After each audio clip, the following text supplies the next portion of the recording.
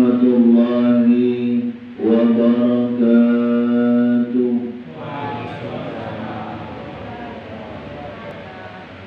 Alhamdulillahilladzi an'ama 'alaina bi ni'matil iman wal islam wa bi ni'matis sihhati wal faraj. Asyhadu an la ilaha illallah wahdahu la syarika lahu wa asyhadu anna Muhammadan 'abduhu wa rasuluh. Allahumma shalli 'ala Muhammad wa 'ala ali Muhammad, amma ba'd. Yang kami hormati Ketua beserta jajaran kepengurusan Mushola Nurul Hidayah, yang kami hormati Bapak Ketua RT 54 Bapak Adi, yang kami hormati para sesepuh-sesepuh kami, bapak-bapak, ibu-ibu, hadirin jamaah subuh yang insyaallah kita semua sama-sama dirahmati Allah Subhanahu wa taala. Mari selalu kita bersyukur kepada Allah Subhanahu wa taala atas nikmat yang telah diberikan kepada kita, di mana dengan nikmat tersebut alhamdulillah saat ini di suasana yang sejuk ini, di mana rahmat Allah Subhanahu wa taala telah diturunkan buat kita semua, kita berdoa bermunajat kepada Allah, semoga silaturahim kita pada subuh ini akan menjadi silaturahim yang membawa keberkahan buat kita semua insyaallah. Amin ya rabbal alamin. Salawat dan salam selalu juga kita haturkan untuk junjungan kita Nabi besar Muhammad sallallahu alaihi wasallam beserta keluarga, sahabat dan para pengikut-pengikut beliau, dan juga kita bersama-sama berdoa semoga kita dan keluarga kita termasuk ke dalam golongan orang-orang yang selalu taat kepada Allah dan taat mengikuti apa yang diperintahkan oleh baginda Rasulullah sallallahu alaihi wasallam. Amin ya rabbal alamin. Bapak-bapak, ibu-ibu, hadirin jamaah subuh yang insyaallah sama-sama rahmat Allah Subhanahu wa taala. Syukur kita selanjutnya, kita bersyukur kepada Allah karena saat ini kita diberikan oleh Allah Subhanahu wa taala kesempatan, diberikan oleh Allah Subhanahu wa taala kesehatan, waktu dan juga kesempatan kenikmatan kita berjumpa dengan bulan suci Ramadan kita tahun ini. Syukur kita sekali lagi kepada Allah karena kita diberikan oleh Allah Subhanahu wa taala kenikmatan ini, terutama kenikmatan berjumpa di bulan suci Ramadan.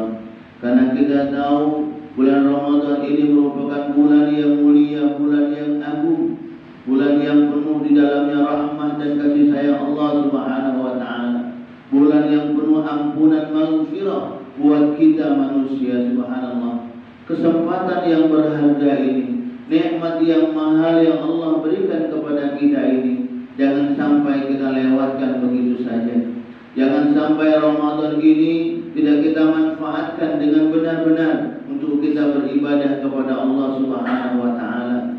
Jangan sampai Ramadan ini tidak kita manfaatkan benar-benar untuk kita memohon maghfirah, ampunan dari Allah Subhanahu wa taala. Karena terkadang maaf, banyak di antara kita, mungkin saudara-saudara kita yang berada di luar, tahu bulan suci Ramadan tapi tidak mau melaksanakan siamnya di bulan Ramadan ini. Maka oleh karena itu sebagai seorang muslim, kita pun harus tetap selalu mendoakan saudara-saudara kita yang mungkin saat ini belum bisa melaksanakan ibadah siam bulan Ramadan. Kita doakan semoga insyaallah diberikan hidayah oleh Allah Subhanahu wa taala, diberikan kekuatan oleh Allah untuk bisa melaksanakan siam Ramadannya tahun ini. Dan juga mungkin jika ada saudara-saudara kita yang sakit, yang tidak bisa melaksanakan siam Ramadan tahun ini, kita doakan semoga penyakitnya diangkat oleh Allah Subhanahu wa taala, diberikan kesehatan oleh Allah Subhanahu wa taala, sehingga insyaallah bisa bersama-sama kita beribadah siam di bulan Ramadan ini.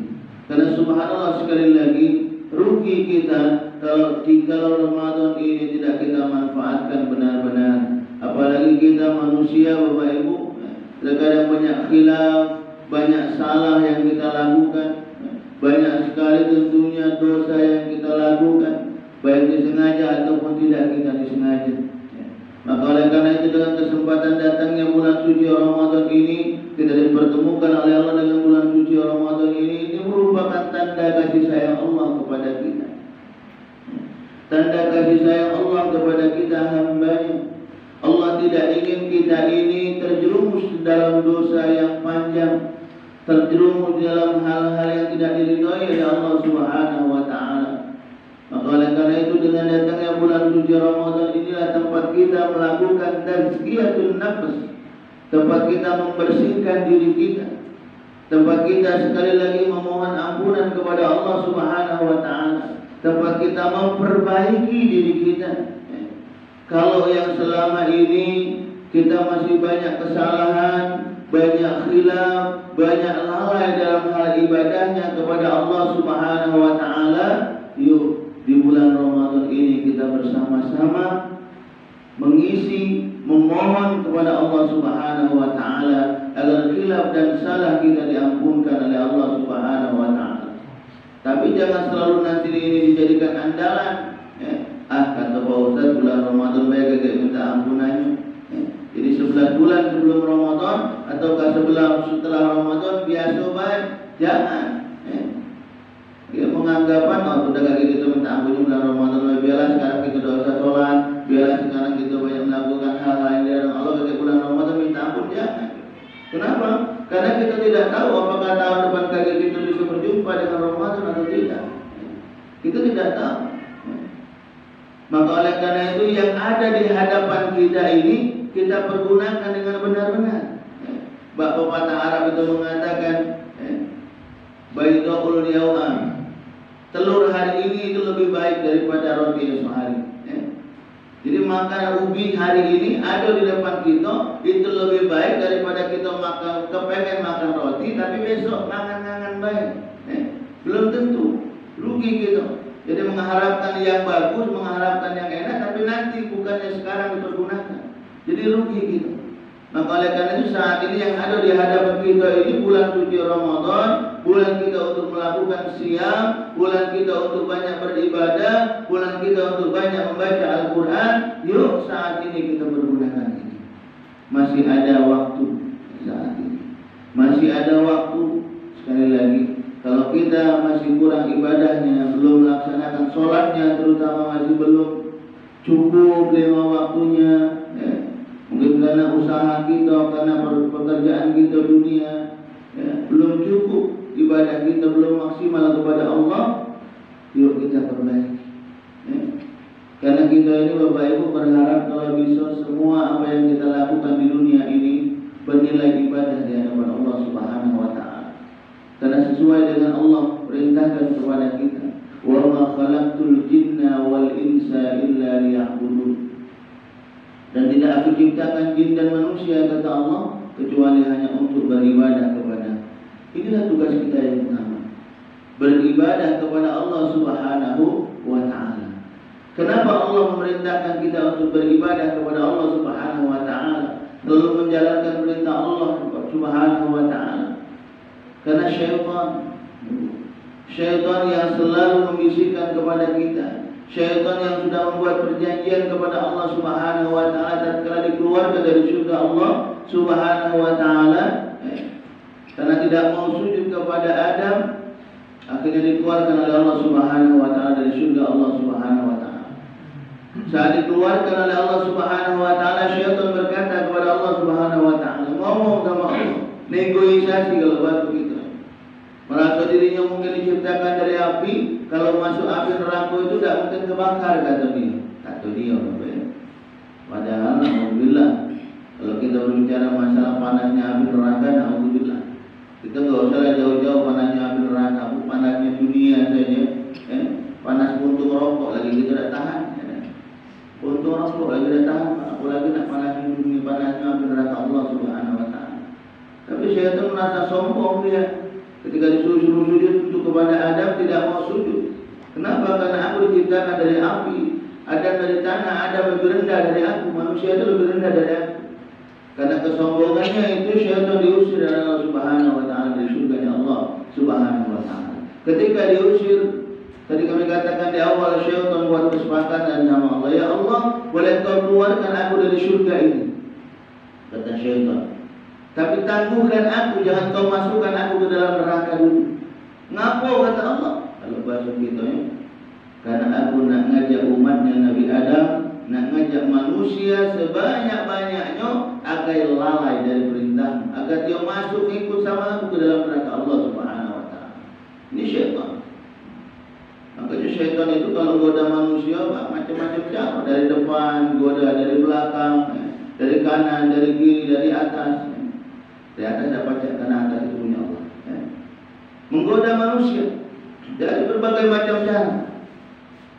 Agar apa? Agar manusia itu terlena, tergoda, dan tidak taat kepada Allah Subhanahu wa taala. Buktinya apa? Buktinya Nabi Adam dan Hawa. Sebelum kejadian kita turun di manusia ini di bumi, Nabi Adam tatkala masih duduk surganya Allah Subhanahu wa taala, dan syaitan yang saat itu memang sudah jelas-jelas akan dimasukkan ke dalam neraka Allah, menggoda Adam. Agar apa? Agar Adam ini tadi lalai juga tidak mau taat kepada Allah Subhanahu wa taala. Bagaimana cara iblis menggoda Adam? Ya diajak. Karena iblis itu tahu kuncinya. Tahu kunci bahwasanya Adam ini sikok yang tidak boleh melakukan apa yang ada di surga itu. Makan buah khuldi. Jadi di surga itu ada yang namanya buah khuldi, dan buah khuldi itu dilarang oleh Allah Subhanahu wa taala untuk kita manusia ini makan. Adam itu enggak boleh dekati buah khuldi. Dekat baik tidak boleh, apalagi makan. Nah, kesempatan ini dimanfaatkan oleh iblis laknatullah, syaitan. Dimanfaatkan untuk apa? Untuk agar Adam ini tidak taat kepada Allah, digoda agar makan buah khuldi tadi. Adam digoda oleh syaitan. Dan kalau bahasa kita juga, Allah itu belum sayangnya sama kamu. Memang Allah kasih segalanya dengan kamu, tapi ada sikap apalah coba Allah tak kalah kasih kau, tak bolehkan kamu makan buah khuldi. Padahal buah khuldi itu dia adalah buah yang merah. Ngelihatnya itu pokoknya menggiurkan buah itu tadi. Apa kau ada kalah makan? Rugi kau, kata iblis tadi. Bujuk tadi. Ya karena Adam ini tadi kuat, laki-laki kuat, akhirnya iblis tadi diusir oleh Adam. Adam tidak tergoda. Apakah iblis diam baik? Tidak. Siapa yang digoda kedua? Istrinya, Siti Hawa. Digoda Siti Hawa oleh iblis dengan berbagai macam cara. Tapi ketika istri Adam ini digoda dengan kenikmatan, digoda dengan iming-iming perhiasan, kenikmatan, pokoknya nikmat dunia, wah, lagi kau tuh buyan-buyan kalau bahasa kita nya, suruh makan buah ini, nah. Padahal dia adalah buahnya ranum, warnanya merah, delima, ini bagus. Kalau dibuka isinya, no, dia ada bagusnya, padahal isinya ada makan.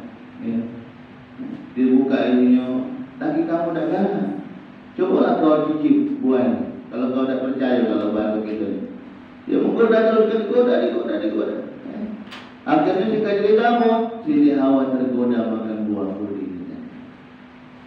Dimakanlah buah khuldi itu oleh Siti Hawa, dari mulut, nikmat sampai di lidahnya dirasakan, nikmatnya memang tak ada buah khuldi. Enak.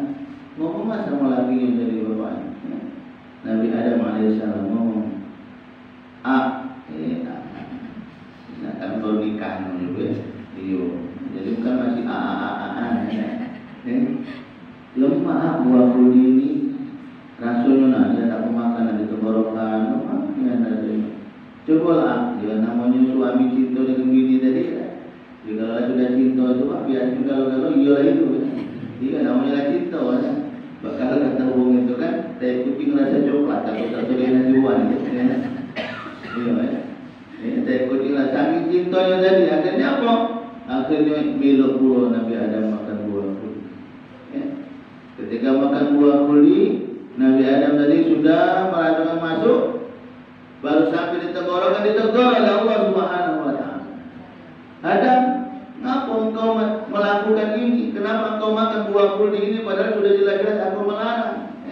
Siti Hawa juga ketika dapat teguran itu langsung berhenti juga. Buah kuldinya belum masuk ke perutnya, belum sampai ke perut. Tegur oleh Allah Subhanahu wa taala. Singkat cerita, karena kelalaiannya itu terbujuk rayu oleh syaitan, turunlah Adam ke dunia. Dunia diturunkan. Kenapa? Syaitan tadi tepuk tangan. Oh, aku ada kawan, katanya kakek neraka tahu. Ada kata syaitan tadi kan. Kenapa? Karena tadi lalai tadi Adam tadi kan. Lalai, ada kawan. Jadi diturunkanlah Nabi Adam dan Siti Hawa itu ke dunia. Tapi hikmahnya sebenarnya Bu, ya ini tadi adanya muncul kita ini sebenarnya. Jadi semuanya memang sudah takdir ketentuan Allah Subhanahu wa taala. Cuman bagaimana cara Allah atau takdir Allah itu kita tidak tahu, itu rahasia Allah. Tapi kalau kita melihat ke sekarang saat ini, ya itu tadi hikmahnya diantaranya munculnya manusia. Kalau Nabi Adam tidak diturunkan ke dunia, dekati manusia di dunia ini, Pak. Adanya hewan baik di dunia ini. Tapi dengan turunnya Nabi Adam, karena kekhilafannya, karena kelalaiannya pada saat itu terbujuk oleh syaitan, akhirnya diturunkan oleh Allah Subhanahu wa taala. Diturunkan itu bukan langsung ketemu, ya, bukan langsung ketemu air, maknanya langsung ketemu di dunia, turun langsung ketemu lagi dah. Ya, dewean masing-masing. Masing-masing dipisahkan oleh Allah Subhanahu wa taala di dunia. Singkat cerita, dalam perjalanannya di dunia, Nabi Adam dan Siti Hawa ini menyadari bahwasanya apa yang dilakukannya pada saat itu salah. Maka oleh karena itu Nabi Adam dan Siti Hawa bermohon kepada Allah Subhanahu wa taala, memohon ampunan kepada Allah Subhanahu wa taala atas khilaf dan kesalahannya. Bermohon kepada Allah. Bermohon terus meminta ampunan kepada Allah Subhanahu wa taala. Dan pada akhirnya Allah Subhanahu wa taala mengabulkan atau mengampuni kalau bahasa kitanya khilaf dan salahnya.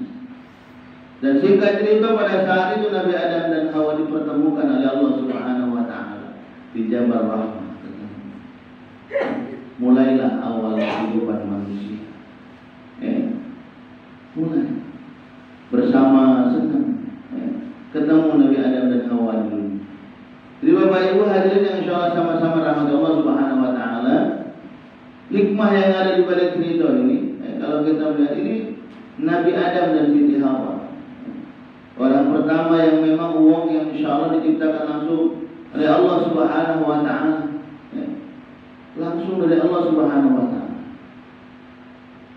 Masih khilaf, masih melakukan kesalahan karena bujuk rayu iblis. Apalagi kita ini, apalagi kita ini yang memang maaf ya, di dunia ini lah macam-macam. Banyak sekali kesenangan-kesenangan dunia, banyak sekali yang hilaukan mata kita, yang membuat kita lupa kepada Allah Subhanahu wa taala, yang membuat kita jauh dari Allah Subhanahu wa taala. Banyak sekali dunia sekarang di zaman kita ini.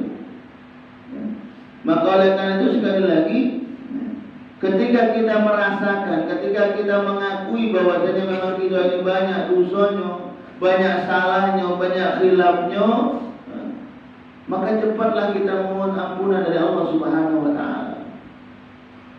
Cepat kita perbaiki diri kita, perbaiki ibadah kita.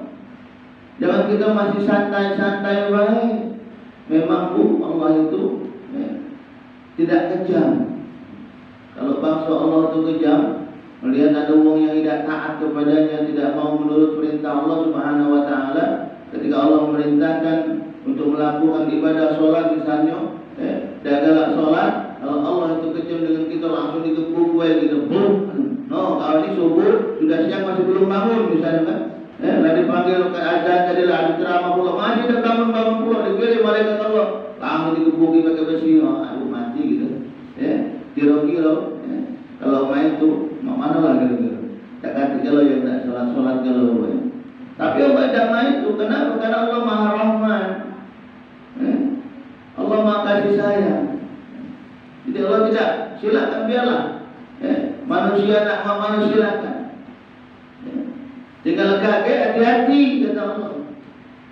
Hati-hati kata Allah.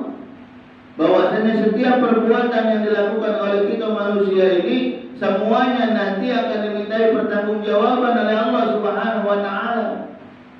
Umur kita saat ini kalau kita tidak pergunakan benar-benar untuk beribadah kepada Allah, untuk melakukan amalan-amalan soleh, untuk kita memberikan kebaikan kepada sesama manusia, tidak kita pergunakan untuk itu, umur kita, kehidupan kita ini nanti akan dimintai pertanggungjawaban oleh Allah Subhanahu wa taala.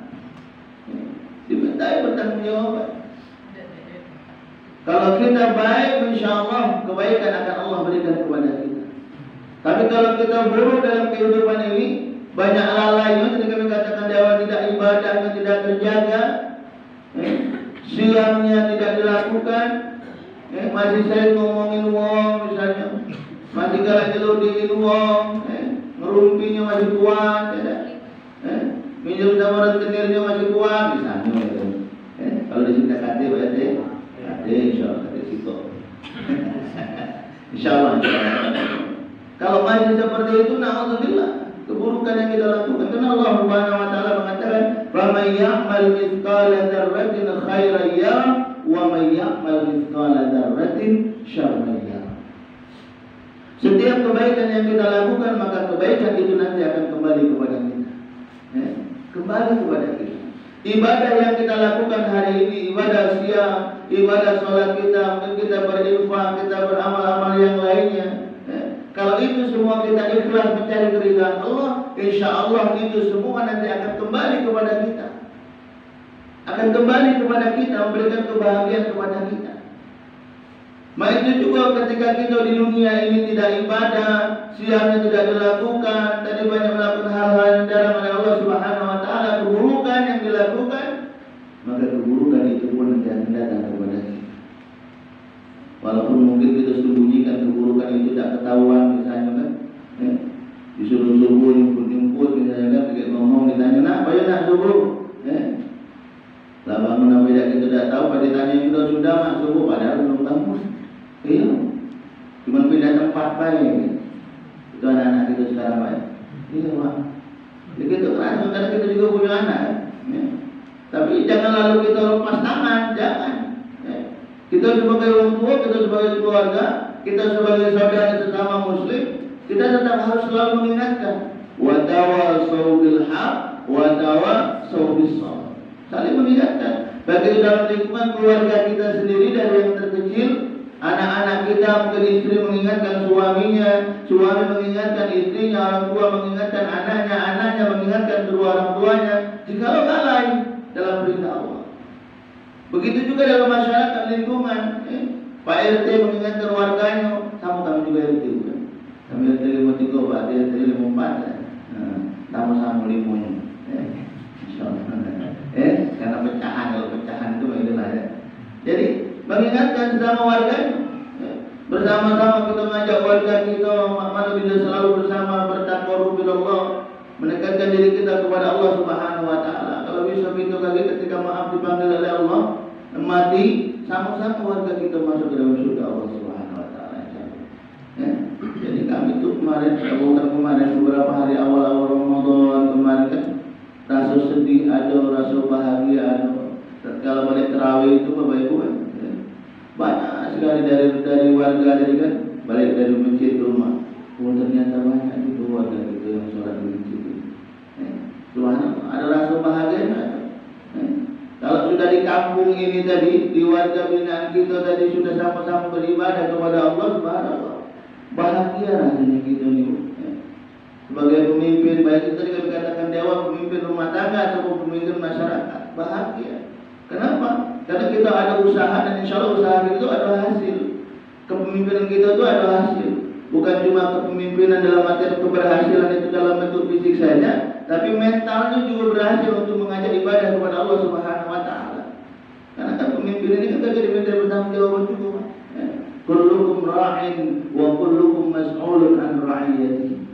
Setiap kita ini adalah pemimpin dan setiap pemimpin semuanya dimintai pertanggungjawaban oleh Allah Subhanahu wa taala. rumah tangga, pemimpin masyarakat, dari pemimpin diri kita sendiri, pribadi kita. Kita ini juga pemimpin untuk diri kita, Pak. Kita ini dikasih amanah oleh Allah Subhanahu Wa Taala, ada 2 tangan, 2 kaki, alhamdulillah, lengkap kalau dikasih oleh Allah. Kita pergunakan apa yang Allah berikan dalam diri kita ini dengan baik. Ini nikmat Allah yang diberikan. Nah, kita yang diberi kenikmatan ini, amanah ini dalam diri kita baik. Kalau tidak kita pergunakan dengan benar-benar, na'udzubillah, Allah minta bertanggung jawab nanti oleh Allah Subhanahu Wa Taala. Tangan, bagaimana tangan ini selalu diarahkan untuk yang baik-baik, melakukan sesuatu yang baik. Kaki, bagaimana kaki ini selalu melangkah ke tempat-tempat yang baik, ke musola, tempat-tempat ibadah, ikuti pengajian, bersilaturahim dengan tetangga, bersilaturahim dengan keluarga. Kaki ini pergunakan untuk itu. Jangan pergunakan untuk di rumah nonton TV, bergantungan di kursi wae, ketika kakinya sakit baru ngerasa, oh ya aku pengen nak silaturahim tempat keluarga, cuma kaki aku ini sekarang udah sakit. Iya, aku kepengen nak sholat lama-lama, cuma kaki aku tidak udah sakit. Kalau duduk sebentar, lah semutan misalnya gitu kan. Aku tidak nyungi dapat. Bawa turun-turun kakinya. Jangan sampai nanti saat itu datang, saat kita menginginkan kita melakukan kebaikan, saat itu Allah sudah mengurangi nikmat kepada kita, baru kita nyesal. Nah, oleh karena itu saat ini ketika Allah masih banyak memberikan kenikmatan kepada kita, sekali lagi, yuk kita pergunakan itu dengan semaksimal mungkin untuk kita selalu beribadah kepada Allah, untuk kita bisa selalu melakukan kebaikan kepada sesama manusia. Kita pergunakan. Karena na'udzubillah, Allah Subhanahu Wa Taala juga mengingatkan kepada kita, yang memberitahu kepada kita dalam surat Ibrahim ayat 7, kita semua hafal insyaallah. A'udzubillahi minasyaitonir rajim. Wa idh ta'adzana rabbukum la in syakartum la azidannakum wa la in kafartum inna 'adzabi lasyadid. Barang siapa yang bersyukur akan nikmatku, bersyukur dari apa yang Allah berikan kepada kita, ini disyukuri. Mana cara mensyukurinya? Satu, paling tidak awal kita berucap alhamdulillah. Alhamdulillah kita, tubuh kita lengkap, kawan kita sebelah, keluarga kita itu tidak lengkap, tidak bisa melihat, misalnya itu. Syukur pertama. Syukur kedua apa? Syukur kedua dengan perbuatan bagaimana apa yang Allah berikan kepada kita ini, kesempurnaan ini kita pergunakan untuk kita sekali lagi mendekatkan diri kepada Allah yang baik-baik. Pergunakan itu. Tubuh, kaki, semuanya, harta dikasih titipan oleh Allah Subhanahu Wa Taala. Pergunakan harta itu selain untuk dirinya, untuk menafkahi keluarganya, jangan lupa juga untuk memberikan manfaat kepada orang lain. Pergunakan. Itu yang kedua. Kalau kita tidak seperti itu, na'udzubillah, Allah mengatakan, inna 'adzabi lasyadid wa lan kafartum inna 'adzabi lasyadid. Kalau kita ingkar, tidak mempergunakan nikmat yang Allah berikan kepada kita ini dengan baik, lalai, inna 'adzabi lasyadid. Sungguhnya azabku amat sangat pedih. Sedih. Takut kita kalau kita ada tergolongan ke dalam golongan orang-orang yang ingkar dari nikmat Allah. Ingkar dari nikmat Allah. Maka oleh karena itu sekali lagi di bulan suci Ramadan yang baik ini, bulan yang penuh berkah dan maghfirah dari Allah Subhanahu Wa Taala, kita sudah masuk hari ke-15, Pak. Ini 15, ini sekarang 15, 16. Sampai tidak hitung-hitung yang masalah aku. Alhamdulillah. Kita pergunakan ini sekali lagi untuk kita memperbaiki diri kita. Dari khilaf dan kesalahan kita, mohon ampunan sama Allah Subhanahu Wa Taala. Ustaz, maman Ustaz, aku ni banyak dosanya. Aku ni terkadang sama orang tua, galak durhaka, galak keras dengan orang tua misalnya. Dengan tetangga tadi kami katakan di awal, galak sering menyakiti dia, galak sering dolimi, galak iri dengki. Banyak yang dosa aku ni maman. Apakah Allah bisa mengampuni dosa aku? Pasti Allah ampunkan dosa. Yang penting apa? Kitanya mau bertaubat kepada Allah. Kitanya dulu mau bertaubat kepada Allah. Tapi kalau cuma ngomong baik, saat ini tidak pernah sholat misalnya kan, aku nak bertobat sama Allah, aku pengen berubah, biar aku nanti tobat aku diterima. tapi masih tetap tidak sholat sampai sekarang. Apalagi subuh ini kan, lah siang masih belum bangun juga untuk sholat subuh misalnya. Ngomongin taubat, ya, ngomongin berubah, pengen ibadahnya bagus, tapi sampai sekarang sholat subuhnya baik, belum terbangun dari tidurnya. Alasannya kenyangan udah habis sahur, ada baca. Yang namanya sholat itu tadi, subhanallah, harus kita lakukan. Dikatakan oleh Allah Subhanahu wa taala, kalau kita tidak bisa sholat sambil berdiri, kita boleh sholat sambil duduk. Kalau kita tidak bisa sholat sambil duduk, kita bisa sholat sambil berbaring. Kalau kita tidak bisa sholat sambil berbaring, kita masih bisa sholat dalam hati, pakai isyarat. Kalau pakai isyarat dalam hati tidak bisa juga, masih ada satu sholat dalam hati. Walau dalam hati, kalau sholat dalam hati masih tidak baca juga, panggil bapak ketua sholat itu minta disolat. Iya. Kalau dalam hati tidak baca, mana lagi? Jangan sampai tadi maaf kita nanti akhir-akhir, ya, sadarnya di akhir. Nah minta sholat nak sholatnya di akhir, nak di depan pulau di akhir itu. Iya pak, nah di akhir itu di depan pulau sholatnya. Nah minta pimpin. Nah jangan sampai itu terjadi kalau kamu gitu. Maka oleh karena itu sekali lagi mumpung kesempatan itu masih Allah berikan kepada kita, banyak nikmat diberikan oleh Allah Subhanahu wa taala kepada kita, jangan lalaikan perintah Allah Subhanahu wa taala terutama salat ketika kita katakan. Karena inna salata kanat 'alal mu'minin kitaban mawquta. Dunia salat itu kewajiban buat kita ketika kita mengaku diri kita ini muslim. Dan salat ini juga merupakan wasilah kita. Wasilah kita untuk bersyukur kepada Allah Subhanahu wa taala. Selain kita zikir dengan lisan kita, salat ini merupakan zikir amal kita. Zikir dengan perbuatan. Harus dilakukan. Ini kan terkadang maaf tadi kami katakan di awal, terkadang kita ini masih banyak ngomongnya baik. Zikir jalan kepada Allah, lisannya bersyukur dari alhamdulillah dari nikmat Allah. Tapi prakteknya terkadang belum dilakukan. Belum sempurna keimanan kita kalau yang seperti ini, Pak. Karena keyakinan yang benar itu kan tasdiqun fi qalbi wa qaulun bil lisan wa 'amalun bil arkan. Diyakini dalam hati keyakinan kita kepada Allah Subhanahu wa taala, bahwasanya baginda Rasulullah sallallahu alaihi wasallam adalah utusan kita, sudah yakin dikeluarkan dengan lisan kita wa qaulun bil lisan dengan apa kalimat syahadat. Asyhadu an la ilaha illallah wa asyhadu anna Muhammadar Rasulullah. Aku bersaksi bahwasanya tiada Tuhan selain Allah dan aku bersaksi bahwasanya Nabi Muhammad adalah utusan Allah. Dengan lisan kita. Dan lisan kita ini jangan perlu dipergunakan untuk hal-hal yang nyeleneh. Sudah jelas kalau menegakkan salat, ampun kita nak salat. Enggak perlu kita salat, nanya-nanya puluh. Sudah jelas kalau tugas kita itu kalau salat ditanya-tanya, kalau diperintahkan itu berarti untuk baik untuk kita. Baik untuk kita, baik dunianya, baik di akhiratnya. Kenapa? Karena Allah sekali lagi sayang dengan kita manusia, Pak. Allah itu tidak ingin kita manusia tadi jadi temannya syaitan di neraka Allah Subhanahu wa taala. Makanya Allah Subhanahu wa taala memberikan tuntunan, memberikan panduan, memberikan sosok suri tauladan buat kita manusia agar apa? Agar kita ini menjadi hidupnya terarah selalu di jalan Allah Subhanahu wa taala. Apa panduan kita? Al-Quran. Al-Quran. Dzalikal kitabu la raiba fi hudan lil muttaqin. Jam berapa kira-kira? Masa aku matahari sudah kelihatan, belum terus nih. Kita tuh jam 10.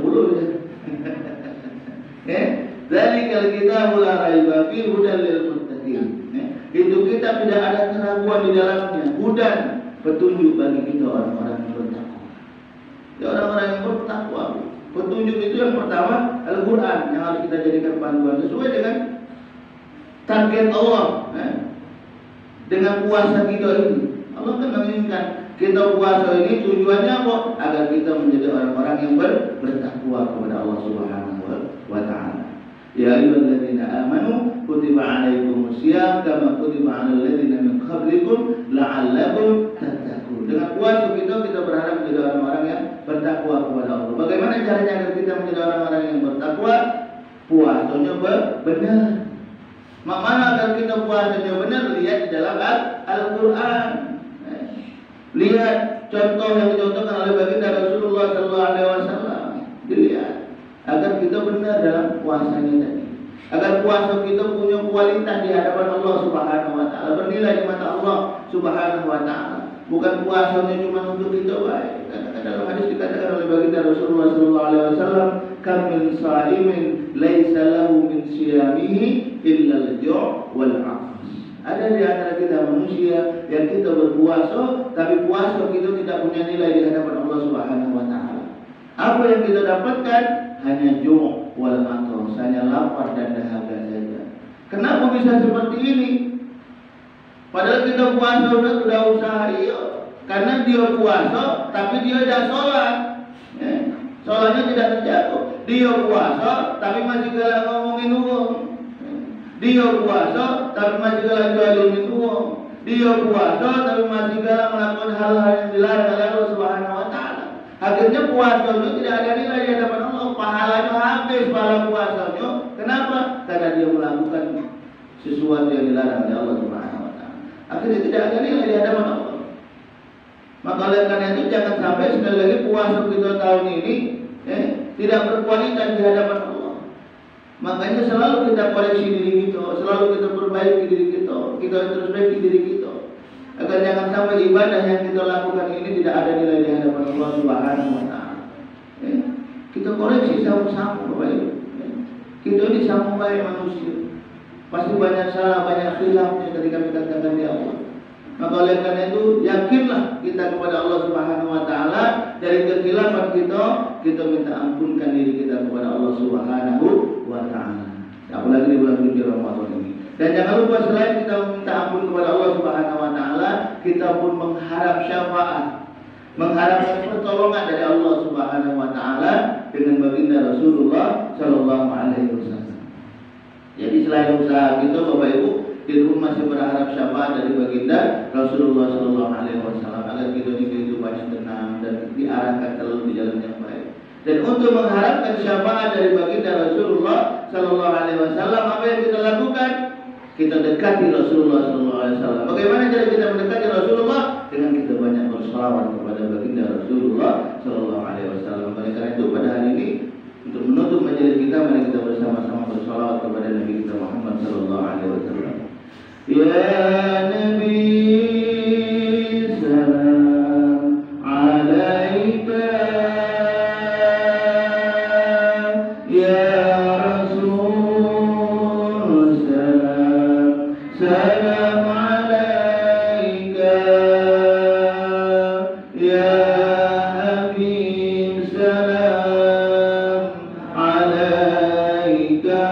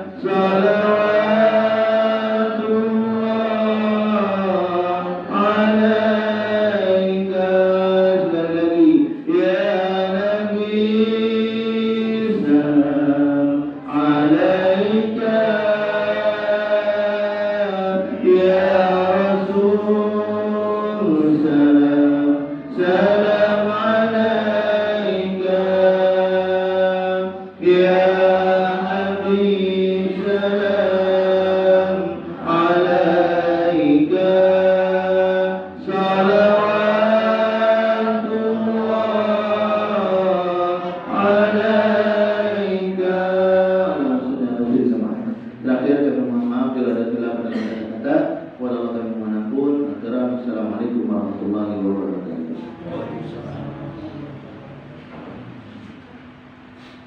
Jemaah sholat subuh yang dimuliakan